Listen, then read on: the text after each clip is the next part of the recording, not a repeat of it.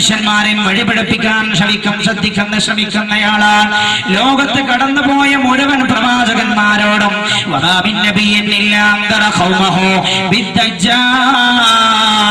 ലോകത്ത് കഴിഞ്ഞുപോയ എല്ലാ പ്രവാചകന്മാരും തങ്ങളുടെ സമൂഹത്തോട് ദജ്ജാലിനെ കുറിച്ച് പറഞ്ഞു കൊടുത്തിട്ടുണ്ടെന്ന് നബിയുനാ റസൂലുള്ളാഹി.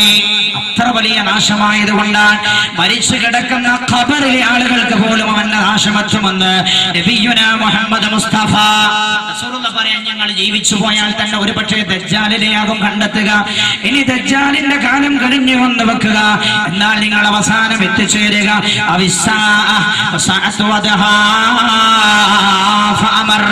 നിങ്ങൾ ഖിയാമത്ത് നാളിനെ ആയിരിക്കാം അഭിമുഖീകരിക്കുക. ഖിയാമത്ത് നടക്കുന്ന കാലഘട്ടത്തിൽ നിങ്ങൾ ഉണ്ടെങ്കിൽ ഒരിക്കലും നിങ്ങൾക്ക് നന്നാകാൻ കഴിയില്ല. കാരണം ഖിയാമത്ത് നാൾ നടക്കുന്നത് മൃഗങ്ങളെപ്പോലെ മൃഗങ്ങളെപ്പോലെ ലൈംഗിക വീഴ്ച നടത്തുന്ന കുത്തടിഞ്ഞ ലൈംഗിക ജീവിതം നയിക്കുന്നവരിലാണ് ഖിയാമത്ത് നാളെന്ന് നബിയുനാ റസൂലുള്ളാഹി സല്ലല്ലാഹു അലൈഹി വസല്ലം ഹബീബായ നബി ലോകത്തൊരു മനുഷ്യന് ലഭിക്കുന്ന സമയങ്ങൾ ഇങ്ങനെ എണ്ണിയിട്ട് റസൂലുള്ളാഹി പറയുകയാണ്, ഈ സമയങ്ങളിൽ ഒരാൾക്ക് ഏറ്റവും ലഭ്യമായ നല്ല സമയം അയാളുടെ ജീവിതത്തിലെ യൗവനത്തിന്റെ ഘട്ടമാണെന്ന് നബിയുനാ മുഹമ്മദ് മുസ്തഫ. അതുകൊണ്ടാണല്ലോ ഹബീബായി നബി എണ്ണിയത്. നാളെ മഹ്ശറിൽ എന്റെ സഹോദര, യൗവനം ഇസ്ലാമിന് വേണ്ടി ചെലവഴിക്കുന്ന ആളുകൾ, യൗവനം അല്ലാഹുവിന്റെ മാർഗത്തിൽ ചെലവഴിക്കുന്ന ആളുകൾ, അല്ലാഹുവിന്റെ ദീന് സ്വയം നിലനിർത്താൻ മറ്റുള്ളവരിലേക്ക് ഈ ദീൻ എത്തിച്ചു കൊടുക്കാൻ യൗവനത്തിന്റെ സമയം ചെലവഴിക്കുന്ന ആളുകൾക്ക് വലിയ പ്രാധാന്യമാണ് പരിശുദ്ധ ഇസ്ലാം പഠിപ്പിച്ചത്. മഹാനായ നബിയുനാ മുഹമ്മദുർ റസൂലുള്ളാഹി സല്ലല്ലാഹു അലൈഹി വസല്ലം തങ്ങൾ ശ്രദ്ധിച്ചോളൂ എന്റെ സഹോദര. ഈ ജീവിതത്തിൽ ഏത് നേടാൻ കഴിയൂ? കഴിഞ്ഞു പോയവർ, ഈ ഘട്ടം കഴിഞ്ഞു പോയവർ ദുഃഖിച്ചിട്ട് കാര്യമില്ല. റബ്ബ് സുബ്ഹാനഹു വ തആല പുറത്തു തരുമാറാകട്ടെ. ഞാനത് പറയാൻ കാരണം പ്രായമുള്ളവരും വാർദ്ധക്യത്തിലുള്ളവരും ഈ സദസ്സിലുണ്ടല്ലോ, അതുകൊണ്ടാണ് ഞാനത് പറയുന്നത്. കഴിഞ്ഞു പോയവർ ദുരുപയോഗം ചെയ്തെങ്കിൽ തൗബ ചെയ്യുകയല്ലാതെ വേറെ വഴിയില്ല. ഈ യൗവനത്തിന്റെ ഘട്ടം എത്തിയ ആളുകളും എത്താനിരിക്കുന്നവരും ശ്രദ്ധിച്ചോളൂ.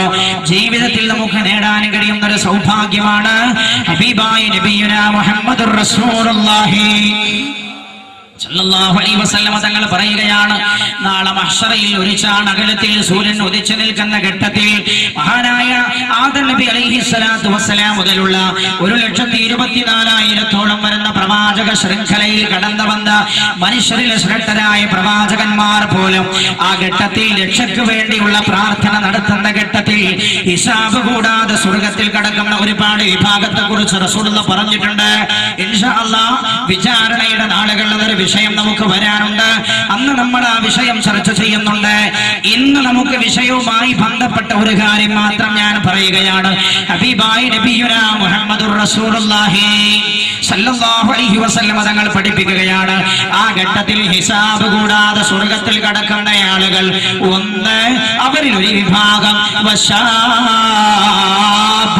അല്ലാഹുവിന്റെ മാർഗത്തിൽ തന്റെ ആരോഗ്യം ചെലവഴിച്ച് അല്ലാഹുവിനെ ഭയപ്പെട്ട് സർവമാന തിന്മകളിൽ നിന്നും ഹറാമുകളിൽ നിന്നും മാറി നിന്ന് ജീവിച്ച യുവാവാണെന്ന് ഹബീബായ നബിയുനാ മുഹമ്മദ് മുസ്തഫ.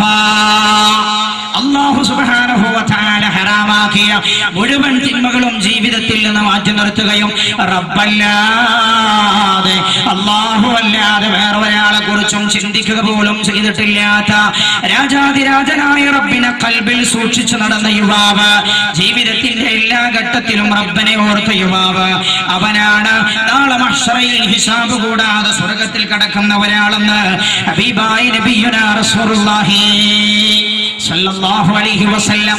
എന്റെ പ്രിയപ്പെട്ട സഹോദരങ്ങളെ ശ്രദ്ധിക്കുക, മഹാനായ നബിയുനാ മുഹമ്മദ് മുസ്തഫ. അപ്പൊ ഇതാണ് യൗവനം അല്ലാഹുവിന്റെ മാർഗത്തിലായി ചെലവഴിച്ചാൽ ലഭിക്കാൻ പോകുന്ന ഒരു സൗഭാഗ്യം. അതാണ് ഹിസാബ് കൂടാതെ സ്വർഗത്തിൽ കടക്കാൻ കഴിയും. എന്റെ പ്രിയപ്പെട്ട യുവാക്കളെ, അല്ലാഹുവിന്റെ ഖുർആനിന്റെ പിന്നിൽ നിൽക്കാൻ ആളില്ലാതെ പോയ കാലഘട്ടമാണിത്. ഹബീബായ നബിയുനാ മുഹമ്മദ് മുസ്തഫ സല്ലല്ലാഹു അലൈഹി വസല്ലം സഹോദരങ്ങളെ, കാലിന്റെ കാലുകൾ കൊണ്ട് പുറം കാലുകൊണ്ട് തട്ടിമാറ്റുന്ന കാലഘട്ടമാണിത്. എന്റെ പ്രിയപ്പെട്ടവരെ, അനിസ്ലാമികമായ പ്രവണതകൾ മുഴുവൻ തള്ളിമാറ്റി അല്ലാഹുവിന്റെ ഹബീബ് പഠിപ്പിച്ച അധ്യാപനങ്ങൾ ജീവിതത്തിൽ പകർത്തി ജീവിക്കാൻ ശ്രമിച്ചോളൂ. ഖബർ എളുപ്പമാകും എന്റെ സഹോദര, ഖബർ വെളിച്ചമാകും എന്റെ സഹോദര. ഖബറിൽ നിന്ന് മഹ്ശറയിലേക്കുള്ള യാത്ര എളുപ്പമാകും എന്റെ സഹോദര. മഹ്ശറയിലെ നിൽപ്പ് എളുപ്പമാകും എന്റെ സഹോദര. മഹ്ശറയിൽ നിന്ന് സ്വർഗത്തിലേക്കുള്ള യാത്ര എളുപ്പമാകും എന്റെ സഹോദരി. ഹിസാബ് കൂടാതെ സ്വർഗത്തിലേക്ക് അവർക്ക് പ്രവേശനമുണ്ടെന്ന് ഹബീബായ നബിയുനാ മുഹമ്മദ് മുസ്തഫ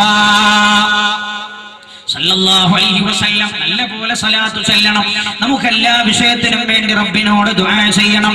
നമ്മൾ ഇന്നലെ ദുആ ചെയ്ത കുട്ടി ഇന്ന് ഹോസ്പിറ്റലിലാണുള്ളത്. റബ്ബ് സുബ്ഹാനഹു വ തആല റഹ്മത്തുർ റഹീമീനായ റബ്ബേ, ആ കുഞ്ഞുമോന്റെ രോഗം നീ സുഖപ്പെടുത്തി കൊടുക്കണേ അല്ലാഹ്. അല്ലാഹുവേ, കുഞ്ഞുമോന്റെ രോഗം നീ സുഖപ്പെടുത്തി കൊടുക്കണേ അല്ലാഹ്. സമയത്ത് ദുആ ചെയ്യാൻ വേണ്ടി നമ്മളോട് ഏൽപ്പിച്ചിട്ടുണ്ട്. ഞാൻ ആ വിഷയം സാന്ദർഭികമായി ഓർമ്മപ്പെടുത്തി എന്ന് മാത്രം. എന്റെ സഹോദരങ്ങളെ ശ്രദ്ധിച്ചോളൂ. രണ്ടാമത്തെ പ്രതിഫലം ഹബീബായ നബിയുനാ റസൂലുള്ളാഹി സ്വല്ലല്ലാഹു അലൈഹി വസല്ലം ഈ യുവത്വം അല്ലാഹുവിന് വേണ്ടി ചെലവഴിച്ച ആളുകൾ, ഈ യുവത്വം അല്ലാഹു തന്നതാണ്. റബ്ബിന്റെ ദാനമാണ് യുവത്വമല്ലേ? നിങ്ങൾ ചിന്തിച്ചു നോക്ക്. ഉമ്മമാരുടെ ഗർഭപാത്രത്തിൽ വെച്ച് ചാപിള്ളകളായി ജനിച്ചു വീണ എത്ര ആളുകളുണ്ട്. ജനിക്കുമ്പോഴേ ജീവനില്ല. എന്റെ നമ്മൾ അങ്ങനെ ആയിക്കൂടായിരുന്നില്ലേ? വേറെ എത്ര ആളുകൾ ജനിച്ചു, ചെറുപ്പത്തിൽ തന്നെ അവർക്ക് പല രോഗങ്ങളും പിടിപെട്ടോ, അങ്ങനെ അവർ മരണപ്പെട്ടു പോയി. എന്റെ പ്രിയപ്പെട്ട സഹോദരി ചിന്തിക്കണം, എന്റെ പ്രിയപ്പെട്ട യുവ സഹോദര ചിന്തിക്കണം. നമുക്കും അങ്ങനെയായി, നമ്മളും അങ്ങനെയായി കൂടായിരുന്നില്ലേ? അല്ലാഹു ആ ഘട്ടത്തിലൊക്കെ നമ്മളെ സംരക്ഷിച്ചു കൊണ്ടുവന്നു. എന്തിനേറെ, നമ്മുടെ യൗവനത്തിലേക്ക് കടന്ന പോലെ, യൗവനത്തിലേക്ക് കടന്ന പല ആളുകളും മാരകമായ രോഗം പിടിപെട്ട് മരണപ്പെട്ടിട്ടില്ലേ? ഞാൻ കേട്ടല്ലോ 2-3 ആഴ്ച മുമ്പ് ഈ സദസ്സിലെ ആ സഹോദരനുണ്ട്. ആ സഹോദരന്റെ കുടുംബക്കാരനായ ഒരാൾ